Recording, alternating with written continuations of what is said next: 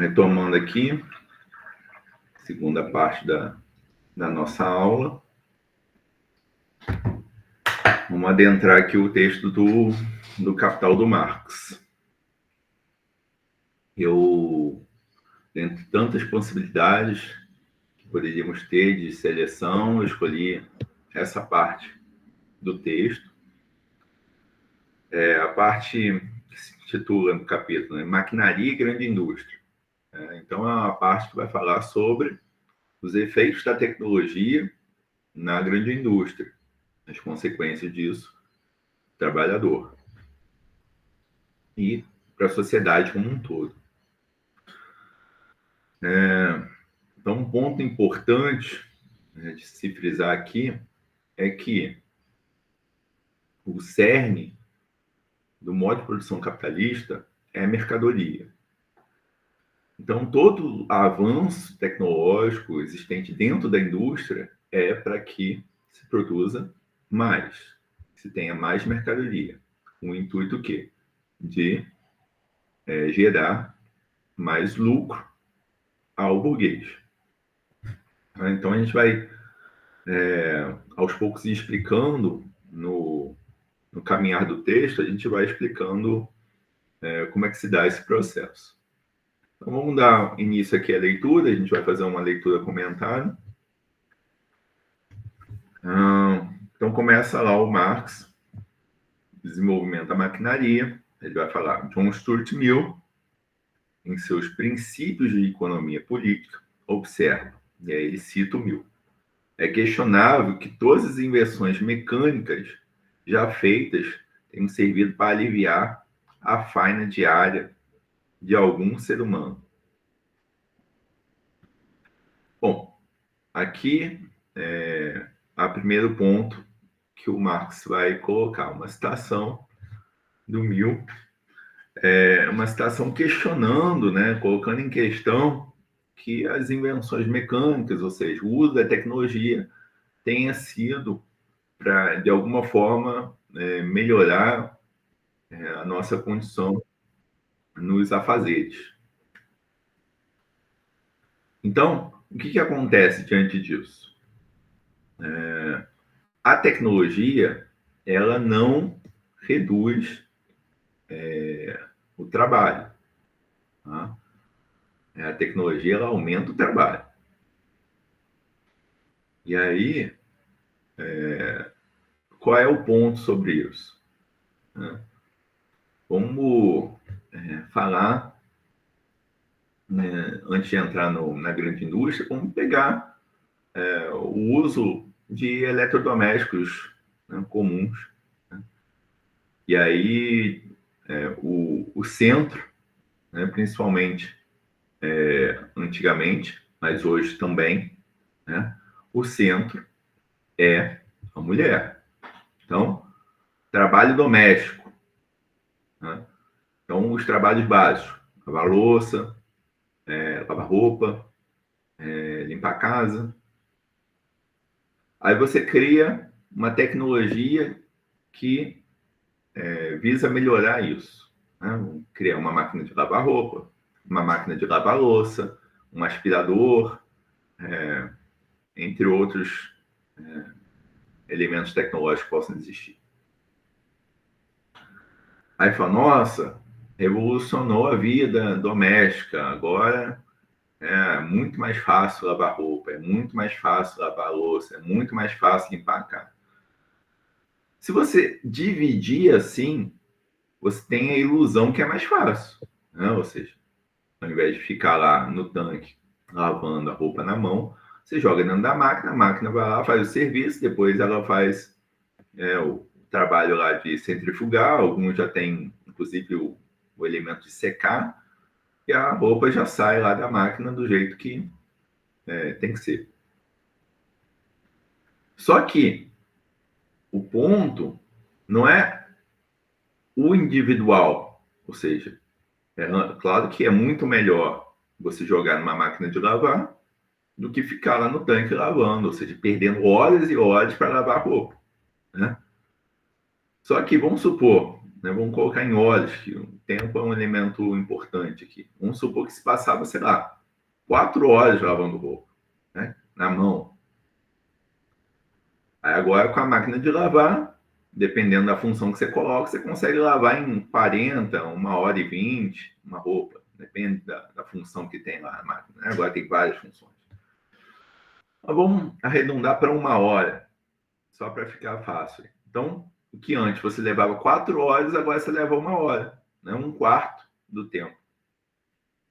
E aí você fica livre do serviço doméstico? Não. Você aproveita os outros 3/4 de hora para lavar louça, para limpar a casa, para, sei lá, cuidar de filho, se tiver filho, né? Então, você não usa esse tempo para si, pensando na questão do trabalho doméstico. Você usa esse tempo para continuar nos afazeres domésticos. Então, na verdade, você está fazendo mais coisa naquele espaço de tempo que você fazia antes uma coisa só, né? Então, digamos que a produtividade doméstica aumentou. Por quê? Porque a tecnologia avançou. Então, o avanço tecnológico trouxe uma maior produtividade e não o contrário, né? Você não ganhou mais tempo livre. Então, esse é um ponto aqui que queremos frisar, né? A concentração de vários trabalhos porque houve um avanço tecnológico. Então, usei o elemento doméstico para ilustrar isso, né? Aquele que todos nós, imagino, né, fazem esse serviço uma hora ou outra, né? Então, tem casa, tem que dar conta desses afazeres, minimamente.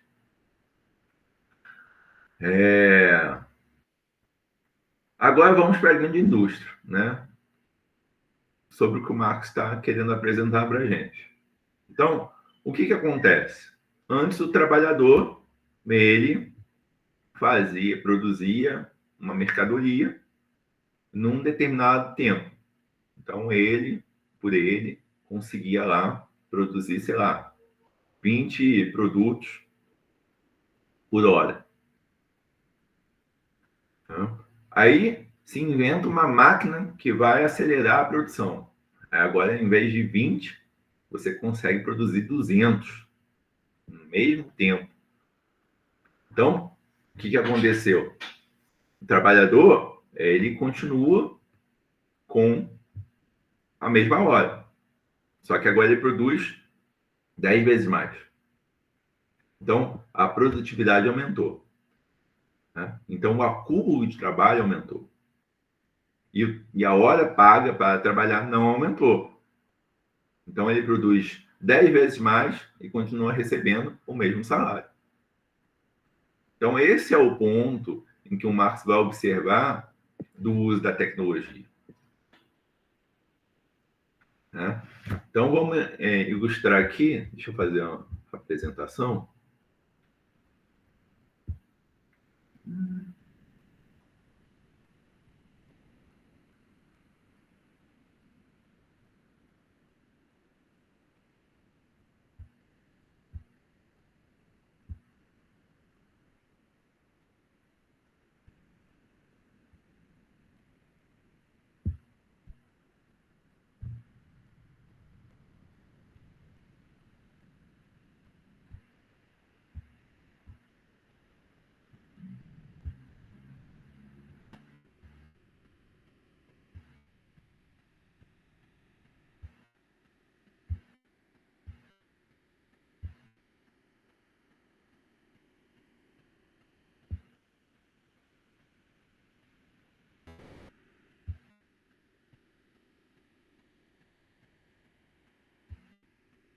Então, eu construí essa tabelinha para poder ilustrar para vocês a questão do mais-valor. Então, como é que funciona, né? O mais-valor, ele é aquilo que é extraído do trabalhador a partir do seu trabalho, tá? Só que é um trabalho que ele faz, que é o trabalho não pago. É de mais valor que o burguês, o empresário, o dono do capital, consegue extrair o seu lucro. Né? Então, o que o burguês faz? Ele paga a jornada de trabalho. Dessa jornada de trabalho, existe o quê? Um tempo de trabalho necessário. O que é o tempo de trabalho necessário? O tempo de trabalho necessário são a quantidade de horas que você precisa trabalhar para manter sua vida, né? Manter a sua vida diariamente. Tá? Então, se você precisa, sei lá, vamos colocar aqui só ilustrativamente, né? Precisa de R$ 100 para viver diariamente, né? Então você precisa disso para dar conta da sua vida. Então, o tempo de trabalho necessário é o que vai dar conta disso. O tempo de trabalho excedente é um trabalho que acontece além desse necessário. Então, o mais-valia, o mais valor absoluto é o tempo de trabalho. É o tempo de trabalho excedente da jornada de trabalho. Qual é a jornada de trabalho? É o total de horas trabalhadas. Então, vamos supor que uma jornada de trabalho de 8 horas, a pessoa, então, tem 6 horas de trabalho necessário e 2 horas excedente. Então, esse excedente vai contar lá para o mais valor absoluto, mais-valia absoluta. Que é o quê? Se eu aumento isso, ou seja, se eu aumento a jornada de trabalho para 10 horas, fica muito claro que esse aumento aconteceu. Então, o trabalhador percebe que ele antes trabalhava 8 horas, agora ele trabalha 10. Então, que ele está gerando mais 2 horas de trabalho excedente. Então, é isso que o Marx chama de mais valor absoluto, ou seja, quando é muito explícito que há um aumento da jornada de trabalho. O mais valor relativo, ou a mais-valia relativa, ela é gerada o quê? Ela é gerada somente pelo aumento do trabalho excedente e uma diminuição do trabalho necessário. Então, se antes a jornada de trabalho era 8, ela continua 8. Só que percebam que na tabela que eu construí, o trabalho necessário ele é 6 horas antes e o excedente é 2 horas, e no depois ele é 4 horas o necessário e 4 horas o excedente. Né? O tempo total, a jornada de trabalho, continua sendo 8 horas. Como é que é possível essa mágica? Essa mágica só é possível através do avanço tecnológico. Então, a partir do momento em que eu desenvolvo uma tecnologia que me permita acelerar a produção na mesma quantidade de tempo, significa o quê? Que é um aumento a produtividade, aumenta o número de mercadorias que são feitas, mas o tempo de trabalho continua o mesmo. Então, se, no exemplo que eu dei,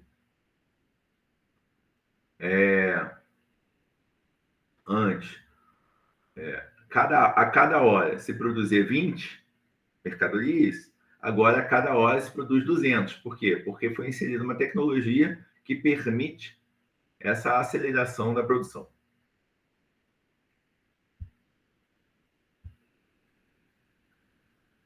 Então, se mantém a quantidade de horas, mas se aumenta a mercadoria, se aumenta a quantidade de mercadoria.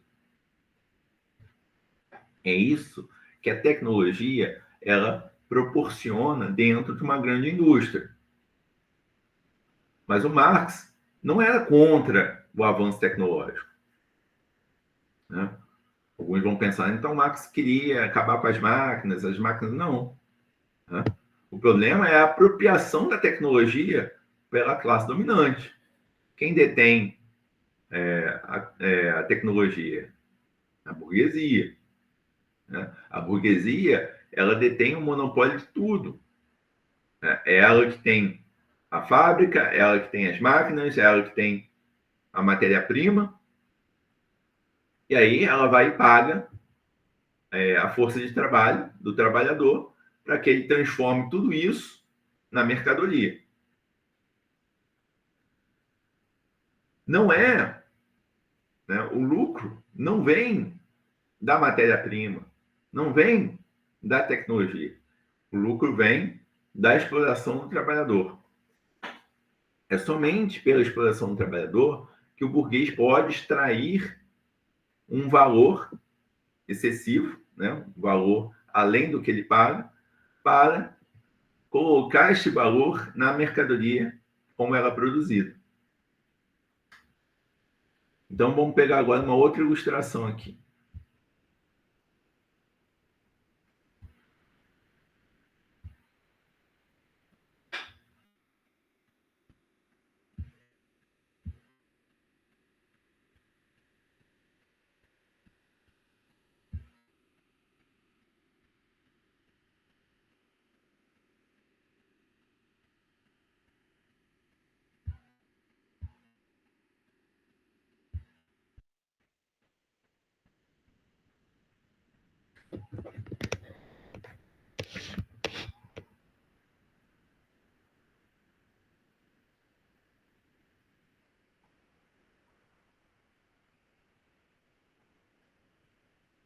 Aqui.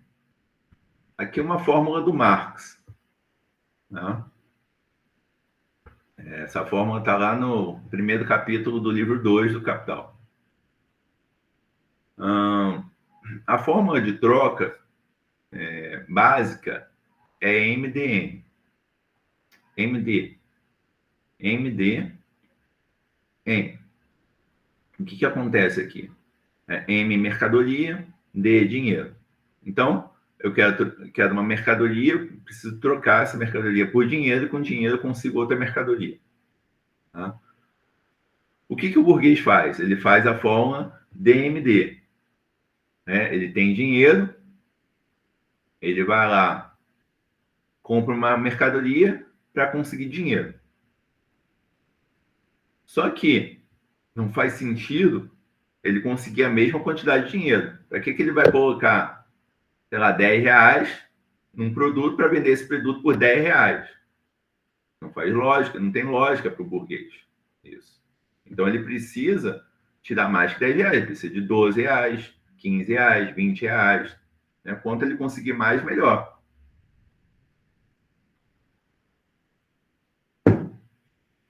Então, essa forma é uma forma já ampliada. Marx vai devagar no livro 1, mas já peguei a forma grande para explicar aqui.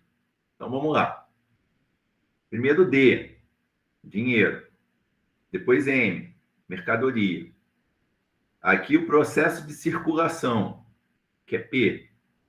Depois M', D'. Agora vamos explicar isso pela linguagem marxiana. Depois todo o processo repete de novo infinitamente. Tá? D, dinheiro. Quanto o burguês vai investir. Ele vai comprar o quê? Ele vai comprar dois tipos de mercadoria.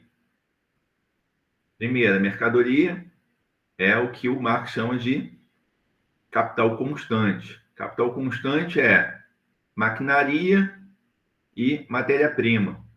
Tá? Então, ele vai lá e compra isso.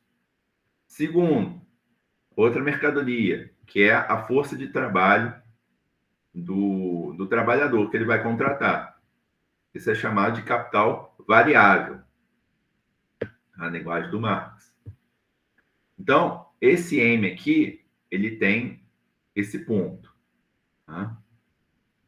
Daí vem o processo de circulação, ou seja, se pega essa matéria-prima e se transforma com trabalho numa mercadoria. Essa mercadoria, ela é outra, por isso um M' aqui. Né? Ela não é igual à originária. E essa mercadoria vai ser vendida por um dinheiro, um D', ou seja, é um dinheiro que inclui o a mais. Esse a mais, ele não é oriundo do capital constante. No capital constante, máquina e matéria-prima, né? Ele é oriundo que da força de trabalho. A força de trabalho que vai gerar, através do trabalho excessivo, um mais valor. Esse mais valor, que é o trabalho não pago, vai ser incluso na mercadoria. E por isso o burguês consegue vender acima do que ele pagou, né?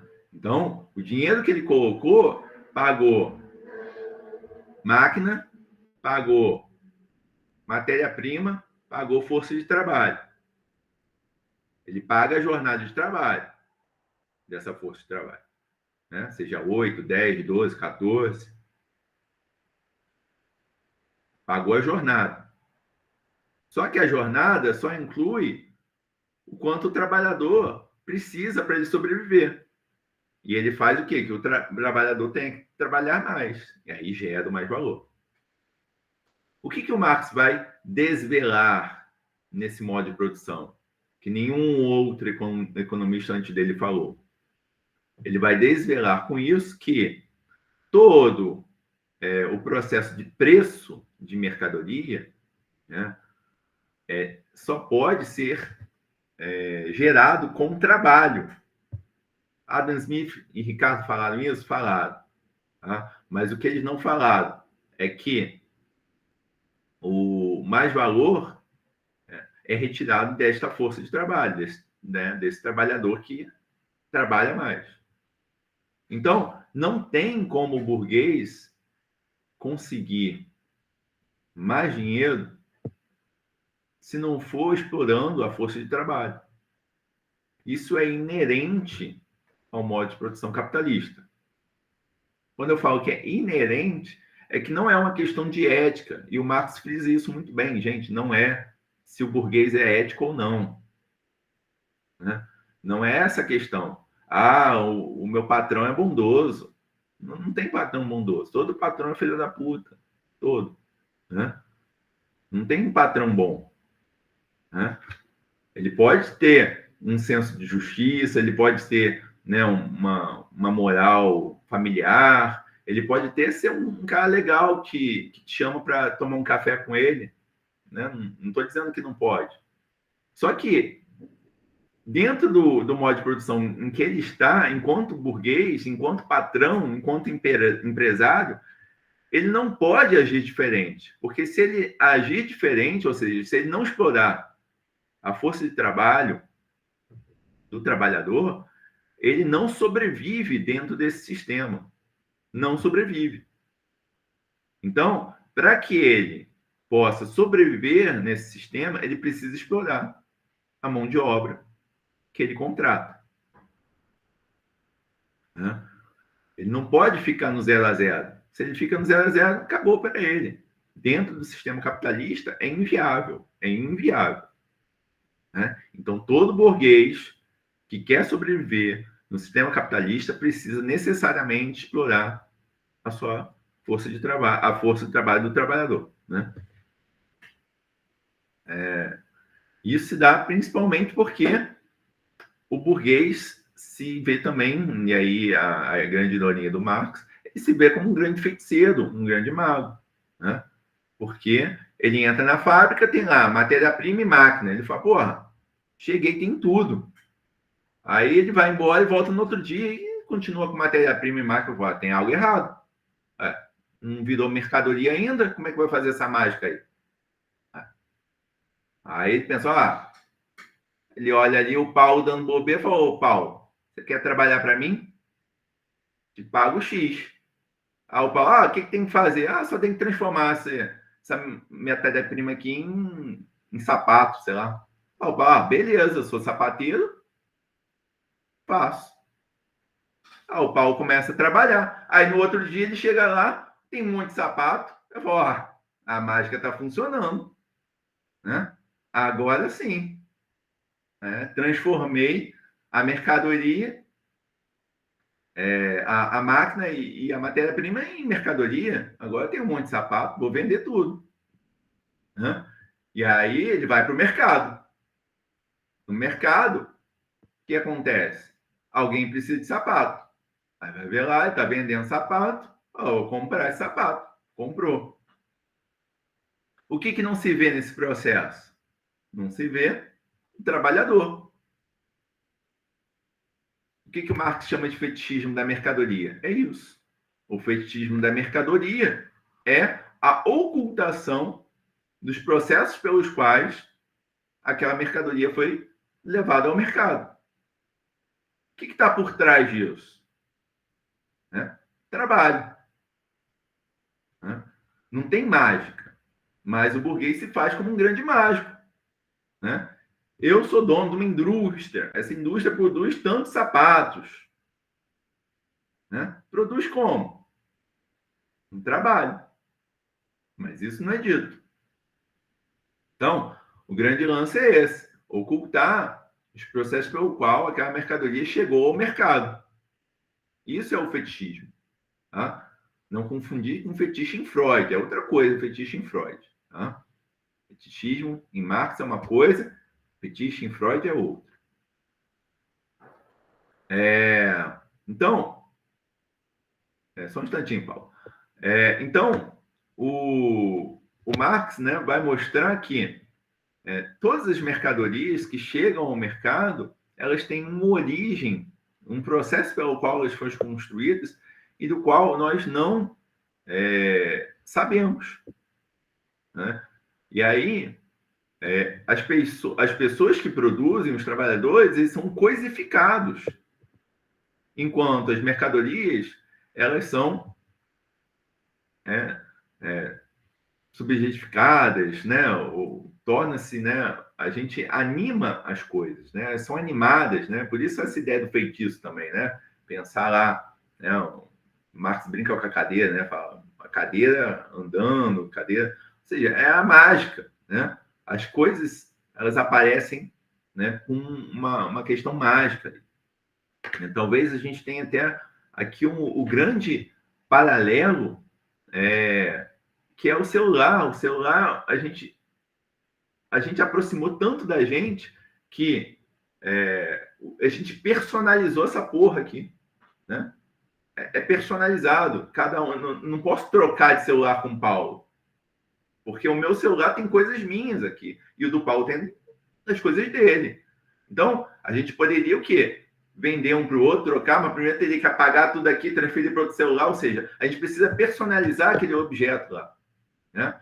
E aí a gente perde a dimensão do humano. Né? O humano está coisificado enquanto trabalhador que construiu esse celular, né? E o celular está personalizado, está, né? Humanizado, né? Uma inversão. Né? Esse é o jogo do fetiche. Né? Inclusive saber de onde veio. Se você tentar se perguntar de onde veio a sua camisa, né, a sua bermuda, sua calça, você não sabe. Você não sabe. Né? Você pode pesquisar, etc., mas isso é intencional. É intencional que não se saiba, né, de onde veio. Né? Não é porque você é ignorante, é porque não tem como saber. Né? Para você saber, você precisa de um esforço tremendo para descobrir. Né? Não adianta falar, veio da Nike. Não. E aonde é a fábrica da Nike que construiu essa camisa? Né? Quem trabalha lá? É trabalho infantil? Quanto ganha aquela criança que fez seu tênis da Nike, sua camisa da Nike? Né? Quantos centavos por hora? Aí você compra, paga $100 na camisa. Então, né? Tem algum excedente aí. Mas vamos ver o Paulo agora, antes de eu continuar. Bem dentro desse exemplo, professor, teve a aula inaugural do doutorado, lá do Rio Grande do Norte, né, em educação profissional, e a professora Cássia Coenze deu justamente esse exemplo, porque ela analisou algumas indústrias calçadistas, né, aqui do Brasil, e aí o que é que foi percebido? Que as máquinas para automatizar o serviço sairiam mais caras do que explorar os próprios funcionários, né? Então, as costureiras domiciliares lá fazendo manualmente sai muito mais barato que as máquinas para automatizar. E aí o que é que aconteceu? Depois da pandemia, né? Uma dessas indústrias que era de calçados finos, ela até usou o exemplo que foi no Vale do Rio dos Sinos, no Rio Grande do Sul. Andou meio quebrado, né? Depois da crise e tudo mais. E aí precisou ajustar os custos. Aí onde é que ajustou os custos? Não foi no material, na matéria-prima, foi na força de trabalho. Então vai bem de encontro, né, o que você está comentando aí. Exatamente, Paulo. Você acabou de dar um outro exemplo do Marx, que é, se a inserção de tecnologia não for baratear os custos da produção para o burguês, ele não vai investir em tecnologia, ele vai continuar explorando a mão de obra. Né? Então, se é mais barato usar lá as costureiras, qual que é o local? Perdi. Foi no Vale do Rio dos Sinos, Rio Grande do Novo Sul, Hamburgo, São Leopoldo, por ali. Então, em Franca. se é mais barato não investir em tecnologia e continuar pagando o que for para esses trabalhadores aí, não vai ter investimento em tecnologia. A tecnologia ela só é inserida se for baratear os custos para o burguês. Acabou. Se for ficar vantajoso para ele. Né? Então, é justamente isso que você está falando. Né? O exemplo aqui que o Marcos está falando da máquina é justamente se for baratear. Senão, não tem inserção de tecnologia. Fala aí, Gabriel. Não é rápido, porque, e mesmo a máquina, né? Ela também foi produzida a partir de trabalho, não tem como escapar, né? Então, mesmo eventualmente, se esse cálculo ficar favorável, então, uma maior automação, aumentar a margem de ganho, de apropriação do trabalho daquela linha de produção, daquele objeto, daquela mercadoria, essa máquina também é resultado de algum processo que anteriormente foi, né, feito a partir, né, de trabalho também, né? Sim. Não tem como escapar. Né? Então, essa fórmula que está aqui do Marx, ela visa explicar como é que o processo de circulação ele se dá infinitamente. Então, como é que o burguês consegue dinheiro? Empréstimo em banco. Né? Ou ele é herdeiro. Né? Só tem essas duas opções. O herdeiro pegou empréstimo em banco. Né?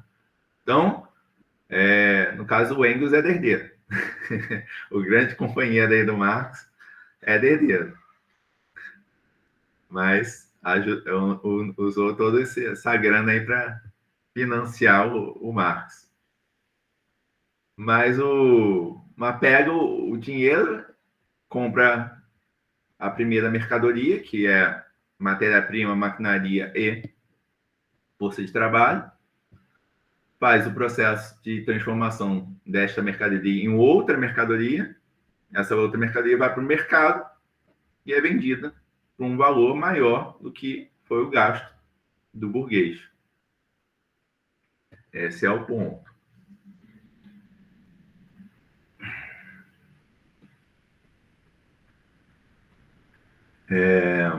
Vamos continuar lendo mais um pouquinho aqui, antes de eu continuar falando, então.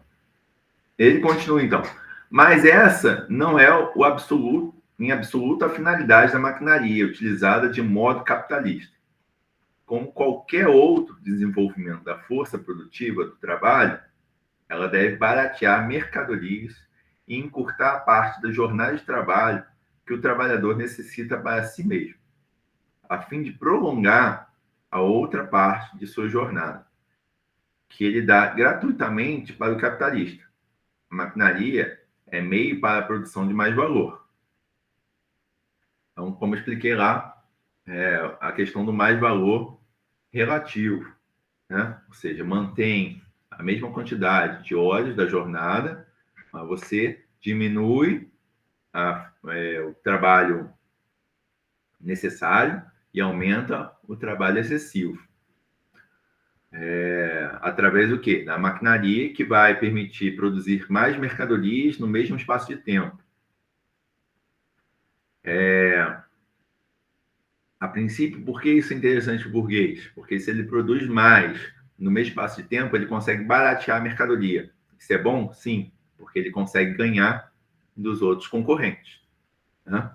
Então, vamos supor que todo mundo produz a mesma coisa. Aí, de repente, vem uma máquina revolucionária e um desses burgueses, ou poucos desses burgueses, conseguem o capital necessário para investir nessa máquina. Ele começa a produzir mais, barateia a mercadoria, ele ganha da outra concorrência e começa a vender mais. Se ele começa a vender mais, ele se sai na frente. Isso é chamado de mais valor, mais valia extraordinária, né? Que é essa vantagem momentânea, porque depois, para os outros se manterem no mercado, eles também precisam investir nessa tecnologia, senão eles se perdem, falem, etc. Né? Então, se você tem 10, vamos supor, 10 indústrias,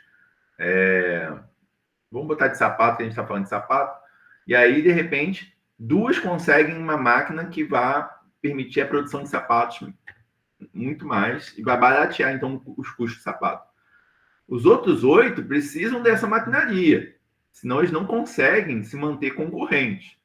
Então, vamos supor que, além desses 2, outros 6 conseguem. Então, beleza. Os outros 2 vão falir. Né? É por isso que eu falei, não é a questão de ética, é a questão de sobrevivência dentro do modo de produção capitalista. Né?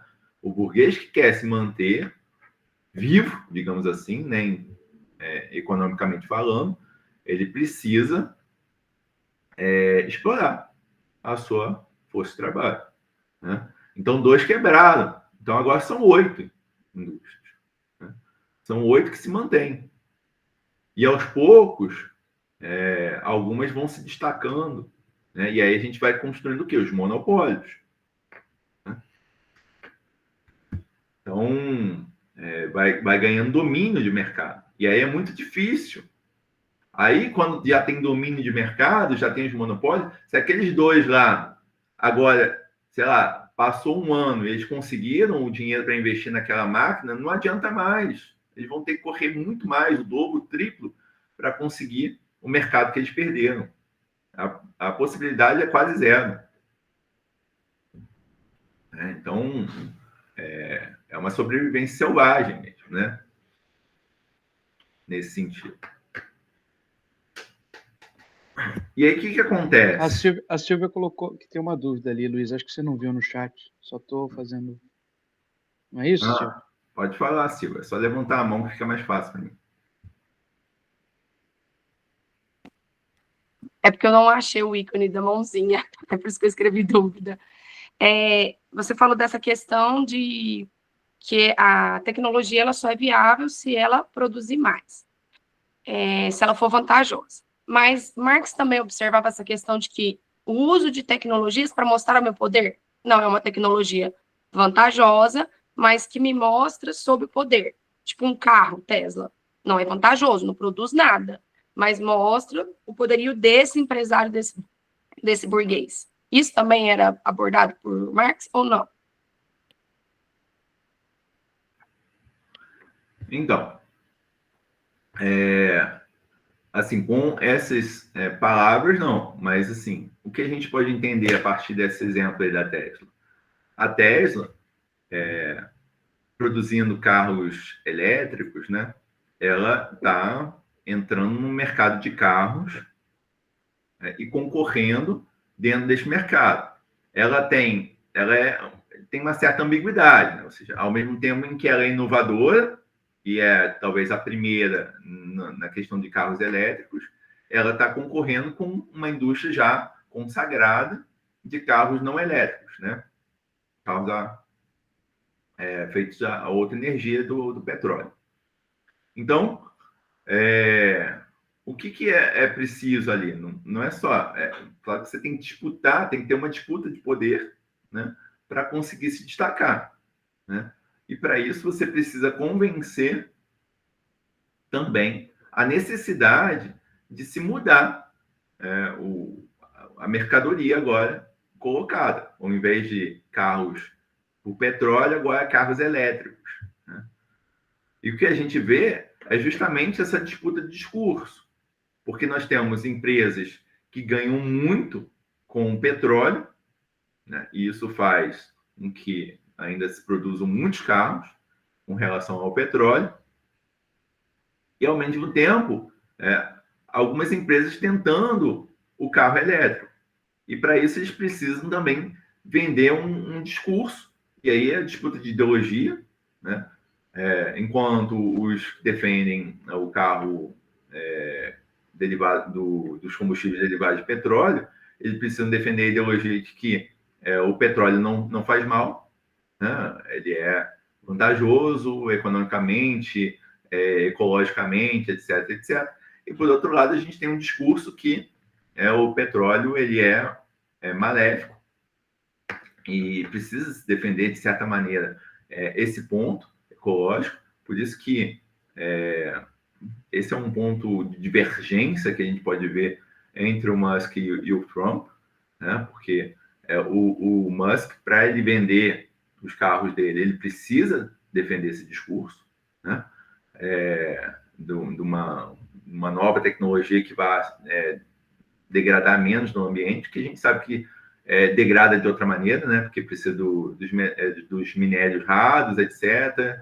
Então, assim, continua explorando a mão de obra de trabalho em Minas, né? A gente sabe disso, mas não são, digamos, poluentes, né? Então, eles são menos... menos visível, né, o malefício de um carro elétrico do que é visível, né? Basta sair na rua, você vai ver pelos canos de descarga dos carros, o malefício que faz um combustível ligado ao petróleo, né? Então é preciso discursos ideológicos diferentes, e aí sim é uma disputa de poder, né? Deixa eu ouvir o Gabriel aqui. Acho que você chegou na minha colaboração, porque tem uma disputa de narrativas, mas ainda assim, num contexto um pouco mais ampliado, se a gente der mais um passo atrás, a gente ainda está dentro do mesmo sistema de leitura do mundo, né? Porque o problema daí não é a matriz que movimenta o veículo, né? É o que ela representa em termos de possibilidade de locomoção, né? Então, continua sendo uma coisa individual, né? Então, culturalmente, você não quebra com nada. O carro continua sendo carro e com piorias, né? Eu brinco, né? A coisa da melhoria, né? Não tem o equivalente, mas agora com piorias adicionais, né? Seria o contrário da melhoria, porque você precisa de muito mais borracha para fazer um pneu que aguente aquela 1,5 toneladas de bateria, né? Então, eu estou falando de coisas literais mesmo, né? O carro é muito mais pesado, mas muito mais pesado. E aí ele vai precisar de uma infraestrutura para a rodagem que ainda é mais resistente a isso. Ele eventualmente vai causar acidentes muito mais fatais, né? Porque, afinal de contas, né, a cultura e a forma de dirigir continua a mesma, né? Então, assim, então a gente tem assim, uma série de... É curioso que, se você pensar um pouquinho mais, se você aprofundar o entendimento, se você tirar esse véu, né? Porque a linha de montagem ela está longe, né? Então a gente não está enxergando, mas ela com certeza está expelindo uma série de monóxidos e dióxidos de carbono e outras coisas mais, né? Desde a extração do minério, do lítio e do que vier depois, porque não precisa ser lítio, vai ser outra coisa, não importa, né? Essa extração. E aí eu não sei se hoje a gente chegaria, mas também tem uma dimensão, né, Luiz, da apropriação da natureza, né? Então, assim, a natureza também é como algo que entra nessa equação, né? Assim, que é uma apropriação também, né? Mas, enfim, era isso. Não é isso mesmo. E começa a se aproximar aqui de um ponto que eu queria chegar, que é a constituição de crises mesmo, né? Que muitas vezes a gente vê as crises como problemas de governo e, na verdade, são problemas sistêmicos, né? Problemas no modo de produção que nós optamos, né? Optamos assim, né? Quer dizer que fazemos parte, né? por opção, acho que não optaríamos, né? Mas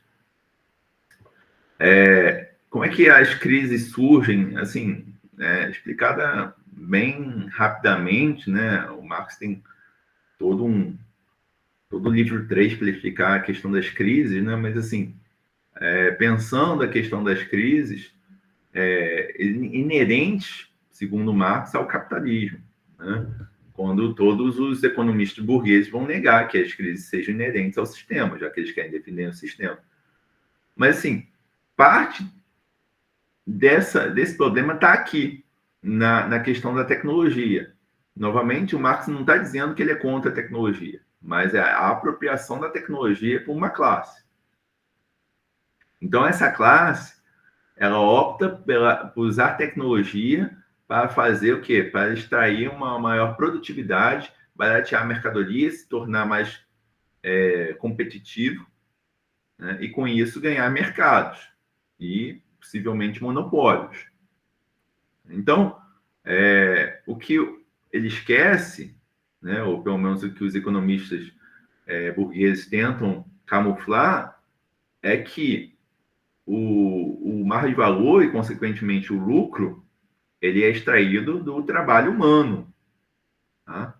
Então, se a máquina ela barateia e permite momentaneamente uma extração maior de lucro, é porque está havendo uma exploração maior do trabalho humano. Então, com a inserção da tecnologia, eu preciso de menos pessoas. Mas as pessoas que ficam, elas trabalham mais. Elas produzem mais. E não ganham mais para isso. Que foi o exemplo, né, do trabalhador que em uma hora produzia 20, agora ele produz 200. Isso significa o quê? Né? Se eu manter todos os trabalhadores, eu vou ter muito sapato. Às vezes eu não preciso produzir tantos sapatos. Então, eu só preciso de um. Eu mando 9 embora. É um exemplo. Então, mantenho um, mando 9 embora. Né? Então, eu fico com menos trabalhadores, a máquina faz com que esse trabalhador trabalhe mais, tem uma aceleração da produção e me mantém competitivo. Só que, em algum momento, e as coisas não são sempre lineares, em algum momento, por alguma coisa, né, e a gente tem exemplos, por exemplo, deu um problema climático, a matéria-prima aumenta, o custo, e aí esse custo, né, vai ficar mais caro para produzir a mercadoria. O que o burguês pode fazer? Ele pode explorar ainda mais a sua força de trabalho. Né? Ele pode fazer com que o trabalhador trabalhe mais.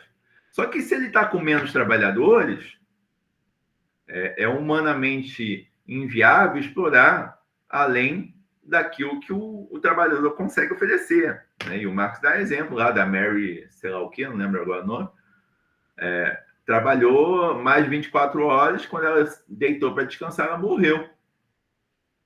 Então, existe um limite físico, claro. Né? Então, existe um limite pelo qual o burguês pode explorar um ser humano. Mesmo que ele extraia o máximo, né? O máximo tem que ser sempre o limite da morte, porque se morre, não dá mais para explorar. Né? Então, existe ali um limite. E, às vezes, esse limite não cobre o custo do aumento para se produzir uma certa mercadoria. Aí, o que ele tem que fazer? Repassar esse custo ao consumidor. Se ele repassa esse custo ao consumidor, nós temos o quê? Inflação. Então, essa inflação de um produto vai gerar inflação em outros produtos também. E esse processo inflacionário pode dar uma crise. Uma crise pode ser pontual ou pode ser uma crise estrutural no mundo inteiro. E aí, para quem a população, né, os cidadãos vão reclamar? Para os governos. Né? E aí a culpa é de quem? Dos governos. É claro que os governos também são culpados, porque, segundo Marx, não tem governo que não tem aliança com a burguesia. Né? Se está dentro do capitalismo, tem aliança com a burguesia. Mas o problema não é do governante ou daqueles que estão dentro do governo. Eles são parte, mas eles não são a parte causa. A causa está no modo de produção. A causa está no capitalismo. Só que aí se tenta resolver pelos governos. A última maior crise que nós tivemos foi em 2008. Talvez o Gabriel até consiga falar melhor sobre essa crise. Mas como é que se resolveu a crise? Injetando dinheiro do governo. Foi lá e deu dinheiro para os bancos que estavam falindo, para as empresas que estavam falindo. E quem se ferrou com isso do cidadão? Se ferrou. Só se ferrou. E aqueles que são os causadores da crise se deram bem. Porque ganhar dinheiro com a crise, ganhar dinheiro do governo com a crise, não quebraram e se deram bem.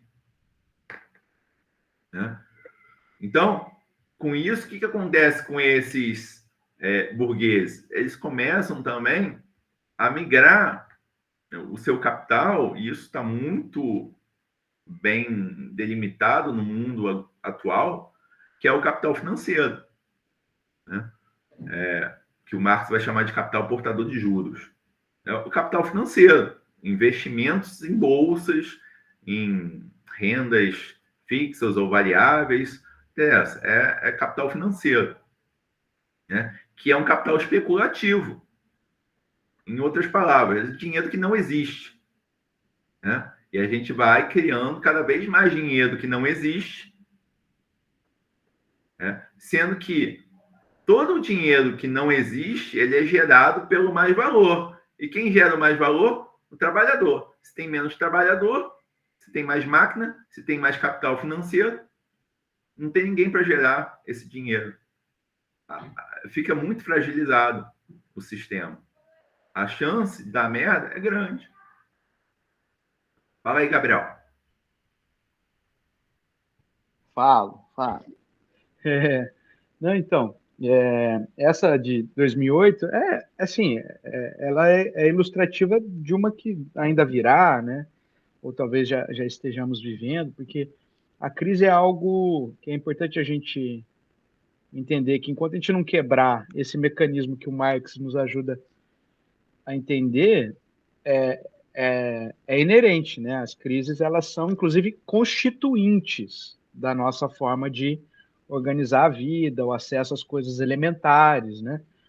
Essa de 2008, ela foi produzida, a princípio, por um sobrefinanciamento, né? Então, os Estados Unidos da América do Norte, né? O paizinho lá da Águia, a Terra da Liberdade, que o Tocqueville achou tão fenomenal no início, baseia o seu padrão de vida dos seus concidadãos, né, num consumismo voraz, né? Então, o que gira a economia e a capacidade estatal de investir em manter as forças armadas e o arsenal nuclear e a sua presença militar em cento e tantos países do mundo é esse consumismo desenfreado. E um dos alicerces desse consumismo desenfreado tinha a ver com você colocar algum tipo de bem como lastro de dívida.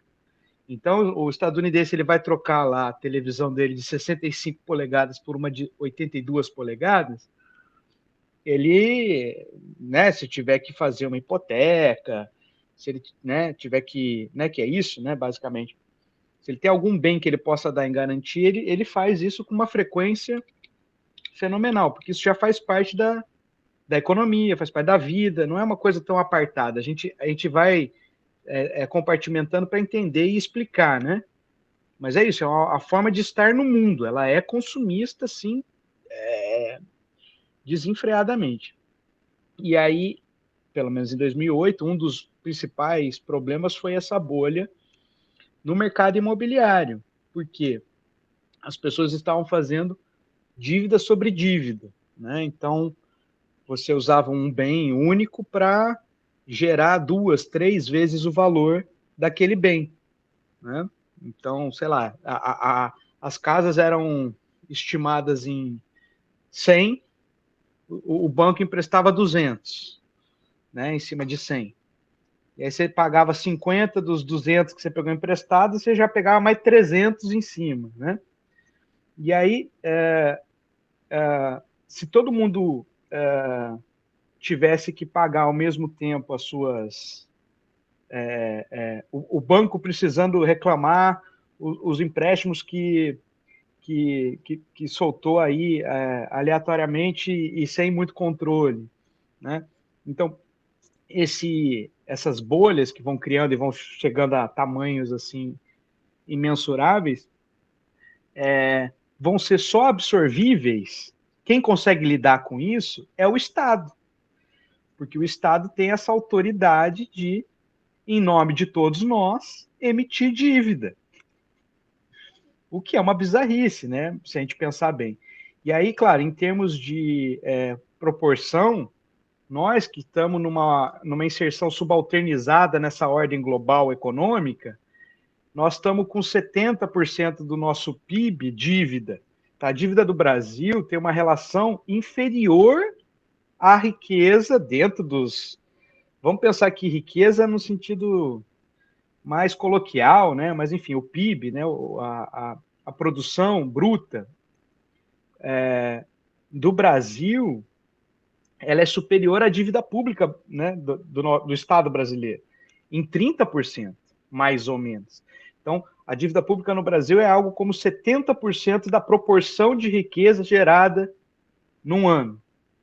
A dos Estados Unidos da América do Norte é 3, 4 vezes o que é produzido de riqueza naquele país, né?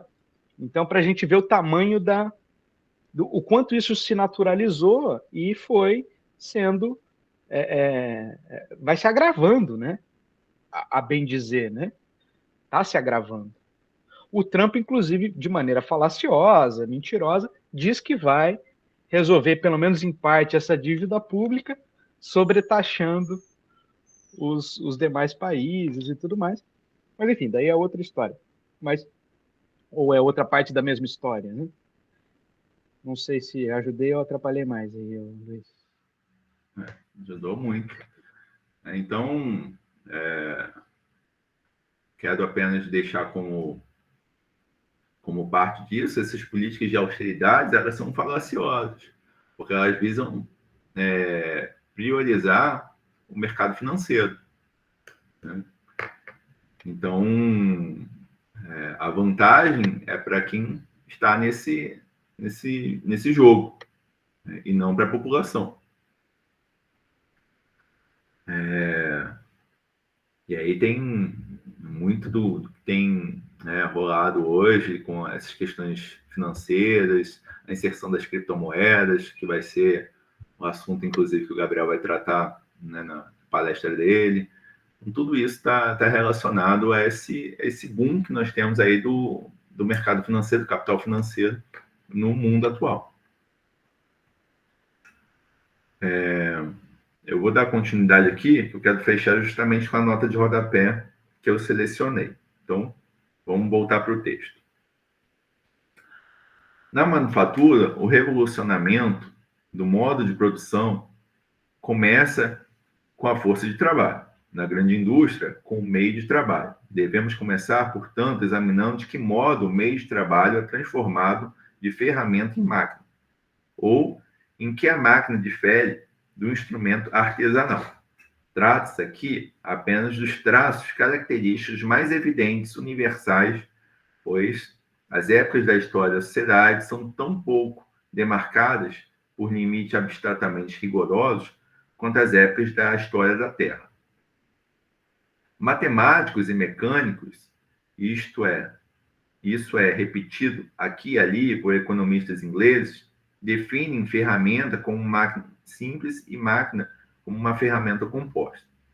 Não detectam aí nenhuma diferença essencial e chegam ao ponto de chamar de máquinas as simples potências mecânicas como a alavanca, o plano inclinado, o parafuso, a cunha, etc. De fato, toda máquina é constituída dessas potências simples, independente do disfarce sobre o qual elas se apresentam e do modo como são combinadas. Do ponto de vista econômico, no entanto, essa definição não tem qualquer validade, pois carece de elemento histórico.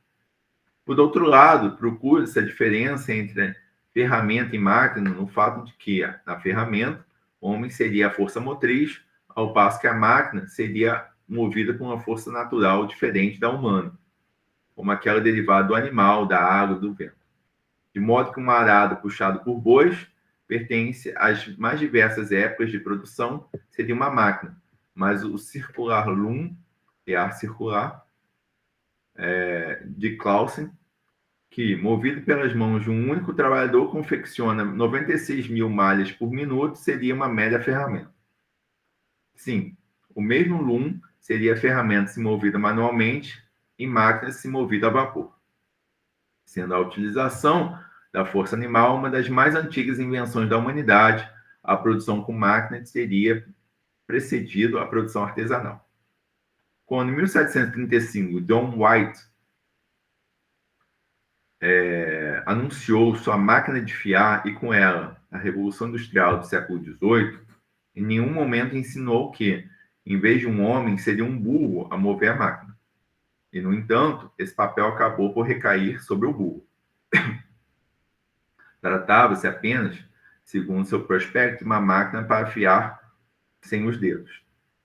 Então, aqui um máquina muito irônico, né, nas classificações entre máquina e ferramenta. Mas agora eu quero ler essa nota aí que aparece, que está escrito assim.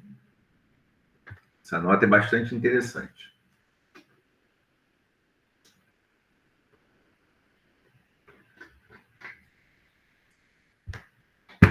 Antes dela, ainda que muito imperfeitas, foram utilizadas máquinas para torcer o fio, provavelmente na Itália, pela primeira vez.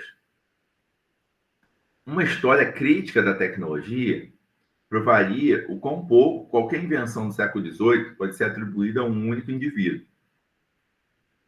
Até então, tal obra inexiste. Darwin atraiu interesse para a história da tecnologia natural, isto é, para a formação dos órgãos das plantas e dos animais como instrumento de produção para a vida. Não mereceria igual atenção à história da formação dos órgãos produtivos do homem social, de base material, de toda organização social particular? Então, percebam, ele vai fazer um paralelo com Darwin. Marx, ele era leitor do Darwin, um admirador, inclusive, e entende que o Darwin, o que ele fez foi revolucionário. Ele fez uma história da tecnologia natural. O que o Marx está dizendo? Não existe uma história da tecnologia social ou não existe uma história crítica da tecnologia. E, de certa maneira, o que ele se propõe no Capital é uma história crítica da tecnologia, né? Então, um paralelo com o Darwin, ele está dizendo o seguinte, olha,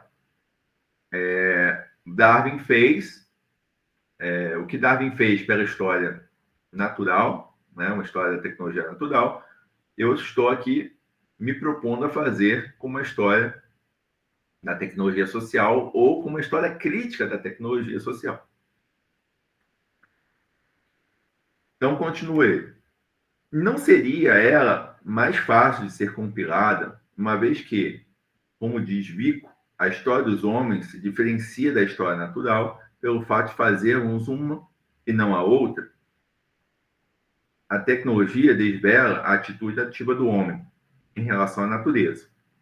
O processo imediato de produção de sua vida e com isso também de suas condições sociais de vida e das concepções espirituais que dela decorrem. Mesmo toda história da religião que abstrai dessa base material é a crítica. De fato, é muito mais fácil encontrar por meio da análise o núcleo terreno das nebulosas representações religiosas do que inversamente, envolver a partir de condições reais de vida de cada momento das correspondentes formas celestializadas. Este é o único método materialista e, portanto, científico.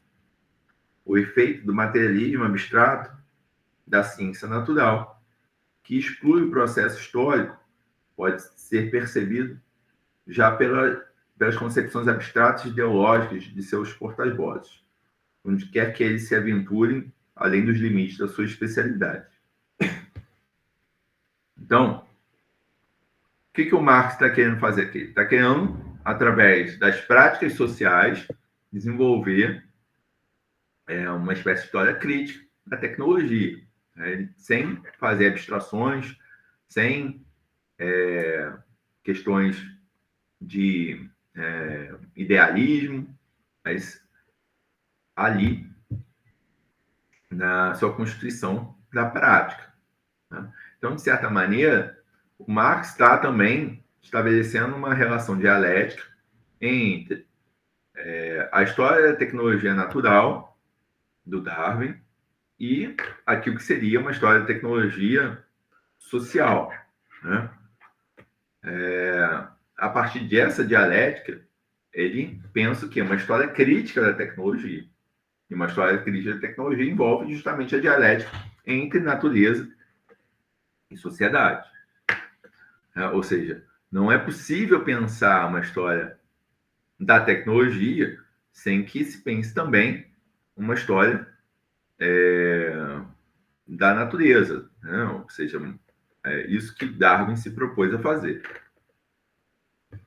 Então, o Marx está aqui, novamente, né, através de um movimento dialético,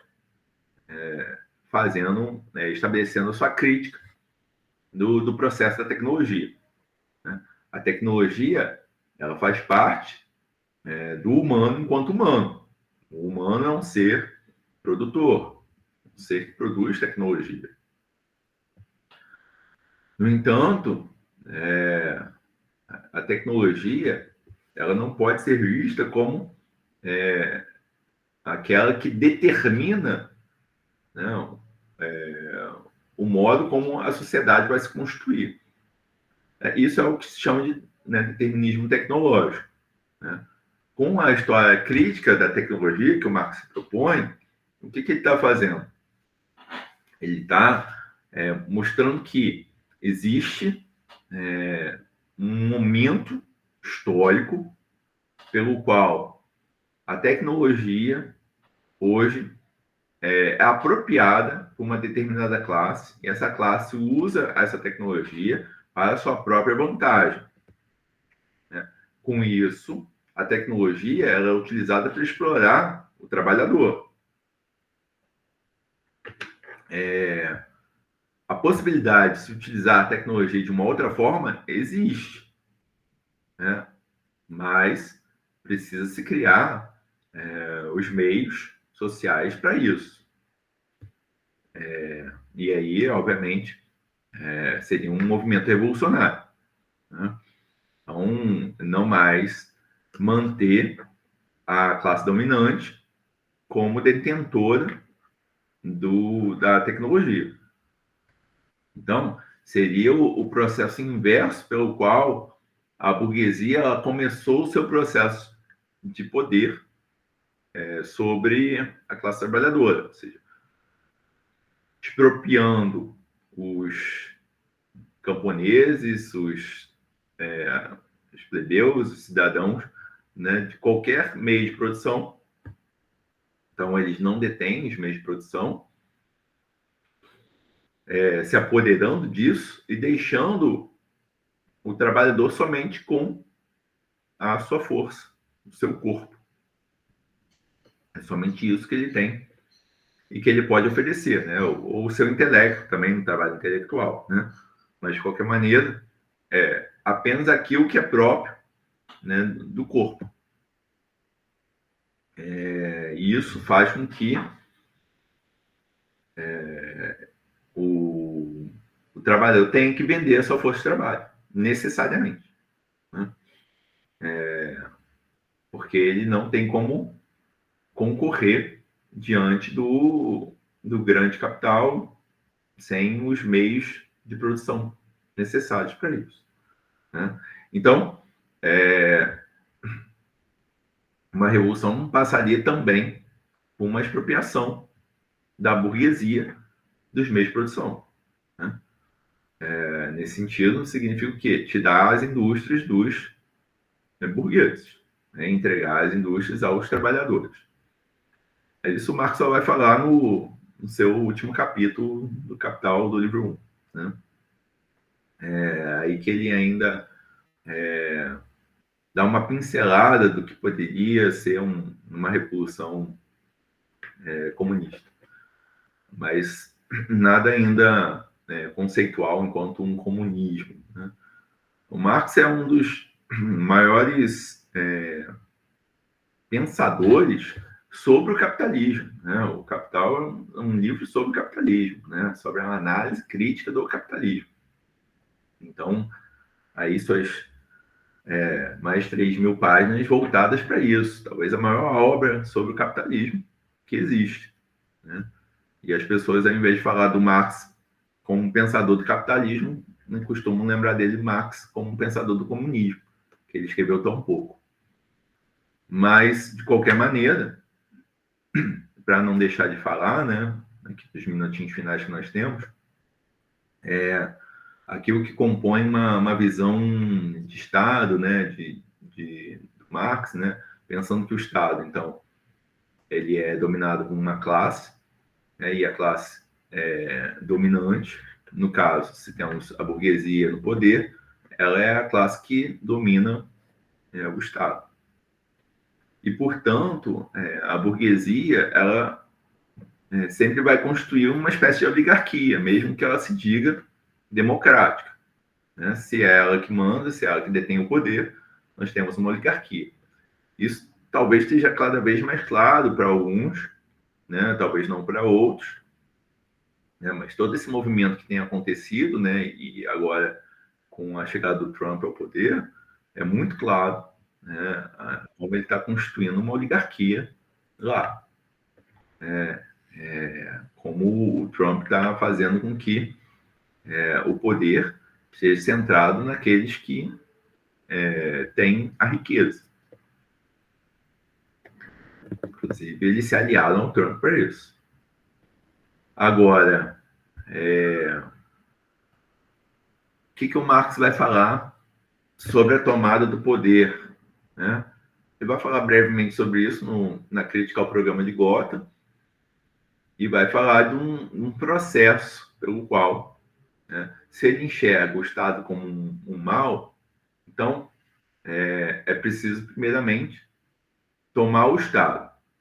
Tomar o Estado é o que? É a classe a classe proletária, né, os trabalhadores, fazendo uma revolução para tirar a burguesia do poder, expropriar a burguesia de seus meios e tomar o poder e instaurar com isso a tão famosa ditadura do proletariado. A ditadura do proletariado seria o primeiro movimento, ou seja, a passagem do capitalismo para o socialismo. O socialismo seria o quê? Essa instauração da ditadura do proletariado, essa tomada do proletariado do poder. No entanto, o Marx ele tem uma visão negativa do Estado.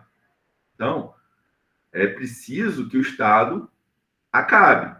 Somente com o fim do Estado é que podemos ter uma sociedade sem classes.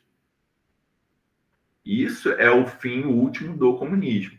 Então, o comunismo seria o fim do Estado e o fim das classes, né?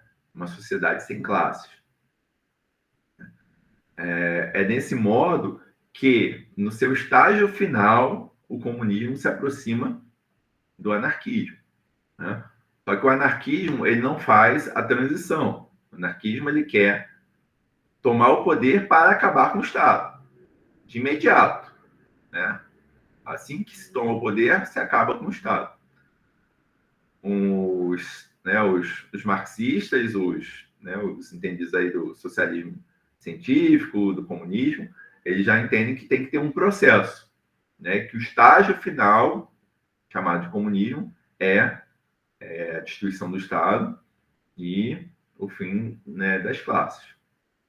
Então, ambos pensam contra o Estado, mas somente o comunismo pensa essa questão da transição. Nesse sentido, digamos, no sentido marxiano, nunca houve comunismo, né? Toda revolução estagnou numa espécie de ditadura, de poder estatal, mas nunca o poder foi entregue de fato ao povo e o Estado destituído. E aí discussões várias sobre isso podem ser feitas e devem ser feitas, né? Inclusive, não tem como se ausentar disso, entendo, né? Stalin deve ser discutido, Fidel, o Mao, todos esses que pensaram numa revolução e conseguiram executar a revolução, né? Em que momento essa revolução se estagnou ao ponto de não chegarmos ao fim determinado, né? Obviamente, a conjuntura global tem que ser levada em consideração. Não justifica os abusos de poder. Não é isso que eu quero colocar aqui. Mas a gente tem que pensar sempre o contexto, né? Stalin viveu o momento da Segunda Guerra, né? Então, tem toda uma questão ali, né, de manutenção do poder, né? Destituir o Estado naquele momento seria, né, acabar com uma revolução também, porque seria fácil conquistar a Rússia, né? Tanto é que o Exército Vermelho foi o maior exército do mundo, né, enquanto existiu a União Soviética, né? Então, essa necessidade de se manter um poderio bélico é algo também que precisa ser pensado. Acho que não tem como não pensar essa relação, né? Ao mesmo tempo em que se precisa, né, de um poderio bélico, é impossível manter um poderio bélico sem Estado. E aí, se você precisa disso, você não consegue destituir o Estado. Então, é muito complicado, são questões a serem pensadas, tá? Não estou trazendo nenhuma resposta, mas são questões importantes a serem pensadas quando a gente pensa por que o processo ele é estagnado. Ou seja, a oposição ao comunismo ela é forte, né? Os países capitalistas eles têm um poder também militar e ideológico, né? Cultural. Então, hard power, soft power são gritantes, por exemplo, nos Estados Unidos, né? Então, disputar com isso é complicado. Sem Estado, então, mais ainda, né? E você fala assim, deixa a gente em paz, pedir a mesma coisa para invadir, né? Não, beleza, a gente não vai ter mais bomba atômica, a gente só quer paz, vai construir nossa sociedade aqui sem classes e sem Estado. Quem acha que os Estados Unidos vai aceitar? É só levantar a mão. Mas eu acho improvável, né? Então, assim, é uma discussão a se pensar. Talvez o comunismo, que Marx pensou talvez a partir de uma praxis, de uma ação, ela seja, na verdade, uma grande utopia a ser atingida, né? Ou seja, não se consegue chegar lá justamente pelos impasses práticos para se chegar lá. Mas aí é só, digamos, uma conclusão sem ainda muita definição. Se alguém quiser falar alguma coisa, esse é o momento. Só uma sugestão, o Engels, que é o fiador aí do Marx, tem a obra que ele tenta lá, é um ensaio, né? Eu entendo que é mais ensaístico, que é a origem do Estado, da família e da propriedade privada. Eu acho que é fundamental para a gente, assim, talvez devagar aí mais sobre essas possibilidades, impossibilidades, porque são outras. O Estado ele hoje nos parece incontornável, e eu acho que é mesmo, né? É incontornável. Mesmo outros projetos de organização societária, se a gente pensar a China aí como um expoente de uma outra coisa, mas que não é tão diferente em outros aspectos, né? Então, você tem um Estado muito forte, depende de uma economia de mercado, né? Não estou nem querendo... Só pensando assim, né? O Estado, né? O Estado é uma coisa incontornável, né? Tem que lidar com ele, seja para suprimi-lo de uma vez só, né? Uma banda fantástica, né? Você dá uma banda e derruba tudo de uma vez, ou disputando o seu governo, né? Então, usar o Estado como uma forma de produzir uma nova sociabilidade e tal, né? Mas a gente pensar como é que ele surge, né? Com que função, com que concepção, como é que isso se atrela e se alicerça numa ideia de família, né? Como a propriedade privada é assim, é fundamental, porque a gente naturalizou isso, né? A propriedade privada é uma invenção, né? É uma convenção, né, que se naturalizou. Então a gente precisa discutir isso também, né? Pensar o quanto isso também impacta nessa possibilidade ou nessas impossibilidades, né? A princípio parece impossível, né? Quando você foi descrevendo agora no final, né? A transição para chegar no comunismo. Pô, eu topo. Onde é que eu assino, né? Eu já tô lá já. Para mim parece uma coisa assim, além de melhor, absolutamente alcançável, né? Vamos botar todo mundo para conversar. Não é possível que a gente não consiga chegar num acordo de uma coisa que vai melhorar a vida de todo mundo, né? Como não, né?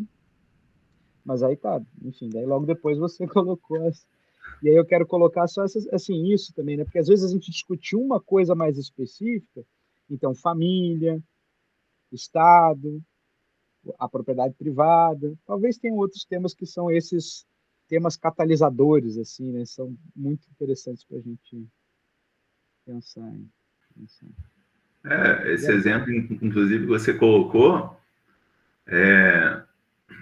atualmente, e que eu tenha conhecimento, o único lugar que segue o anarquismo, né, que tem anarquismo, são os curdos, né, os curdos. E construíram uma sociedade anarquista. Só que qual é a dificuldade para eles? É justamente isso que eu falei. Eles precisam estar armados, cidadãos armados. Eles têm uma resistência. Inclusive, os curdos foram muito importantes na guerra da Síria. Mas eles têm uma rede fortíssima com um país que, né, tem um Estado forte, armamento forte, faz parte da OTAN, que se chama Turquia, né? O Kurdistão, se fosse um país, não existe o Kurdistão, ele tomaria, né, um parte do território da Síria, um parte do território do Iraque, um parte do território da Turquia, né? Talvez do Irã, não tenho certeza. Mas pelo menos esses três sim, né? Então tem uma disputa territorial, né? E a Turquia não aceita isso, considera os curdos e o partido político, né, o PKK, ele considera um partido terrorista, né? O seu líder foi preso recentemente, não sei se continua, mas foi preso recentemente e provavelmente, né, sofreu algo que tem que sofrer, porque é possível que não tenha sofrido, ao ponto de dar a declaração para os companheiros de que eles destituíssem o partido, né? Então, obviamente, foi torturado, não tem dúvidas. E isso enfraquece muito, né? Ou seja, um território, né, uma etnia tentando aí a sua soberania e uma política diferente, né, seguindo caminhos outros, né, propondo-se para si, não está propondo para outros, né, não é um país expansionista como foi a União Soviética. Eles só querem um território deles, onde eles possam viver de acordo com as regras deles. E isso foi negado a eles, né? Então, vocês verem a dificuldade, né, que há em se construir uma outra opção, né, uma outra opção que não seja o capitalismo concorrencial, com todos aquilo que implica a ele, né, o consumo, o belicismo, tudo isso é muito complicado, né? Então, sociedades alternativas, para utilizar aqui um termo do Raul Seixas, né, são inviáveis, né?